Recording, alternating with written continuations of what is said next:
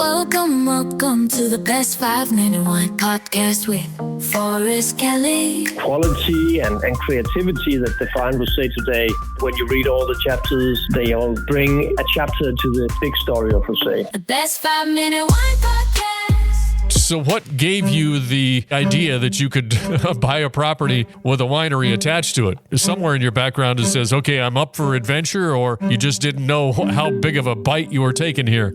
I think it's a lot of things. I mean, we are definitely in for adventure. We like the southern France. We like to go there on holiday, and we also did that before we bought our property. My wife is very much into interior design and decor and so on, and she's put a lot of effort into turning this into a beautiful place. I'm very much into wine, and I was really thrilled by the opportunity to get closer to wine and to wine production. But it all came together, and we bought it now almost 12 years ago, and well, we've never regretted it. So when you started drinking rosé, raising the grapes on your property, was there something along the line you were thinking that before this, you thought rosé was one thing, but then after you started drinking it, did you formulate your opinion or were surprised about something? Yeah, Forrest, you got a point here, because before we bought the vineyard, I had a glass of rosé every now and then usually on a hot day at the coast or at a swimming pool. But when I started exploring the world of rosé and drinking a lot of it, testing different varieties and getting to know the different producers and so on, it was really a big experience, because I found out that rosé wine is also quality wine. I mean, you can really have some good experiences with rosé wine, not only at the water or at the pool. And what I experienced during the years, now we've been going there for now 12 years, is that actually the wines get better year after year. Some of the leading producers, they are really putting a lot of effort into developing the wines. So what I experienced was that the quality of the wine simply got better and better. And at the same time, the wine got more and more popular. The sales going up, and the rosé seemed to have hit kind of a upgoing trend that really caught my interest. And that was basically what gave me the idea of making this book. You said now you picked out, 13 producers that produce rosé, right? Yeah. Did you have to whittle that down? Is it a bigger number, or that's basically within your region? I see you went to different places, but was that all of them, or did you have to narrow it down?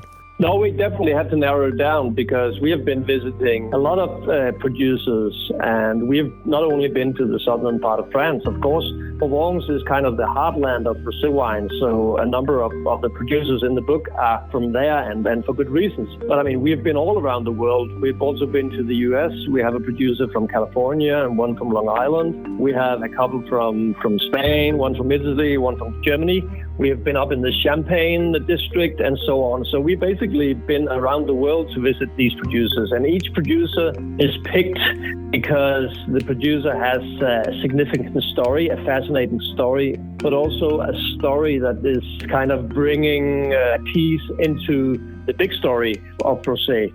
So you can say the producers, they represent the diversity, quality, and creativity that define rosé today. When you read all the chapters, they all bring a chapter to the big story of rosé. Here, just in the United States from California, imagine that there's a big difference. I know the California lifestyle is different than Long Island, New York, but are all of these producers that you run across, out of these 13 people, do they have a commonality, or are they coming about making this rosé all from different kind of directions and experiences and stories? Well, they definitely represent the diversity. And I mean, if you go from our Rioja producer, Lopez de Heredia, they don't release their rosé wine until it's been aged on barrels and bottles for at least 10 years. There's definitely a difference to what we call the Provence style rosé, this light, pale, and very dry and crispy rosé. That kind of is the most popular rosé all around the world. When you visit different producers around the world, you see a lot of them are inspired by this Provence style rosé. dry, pale, very crisp wine. But they are all different, and that has been really a great part of this. And this is also what we want to bring forward to the readers, that rosé is not just rosé. Rosé is like, if you dig into the red wine category or the white wine category, there's a huge variety, both when it comes to the selection of grapes, when it comes to the methods you use for producing it, and at the end, what you get in your nose and in your mouth when you have a glass of rosé.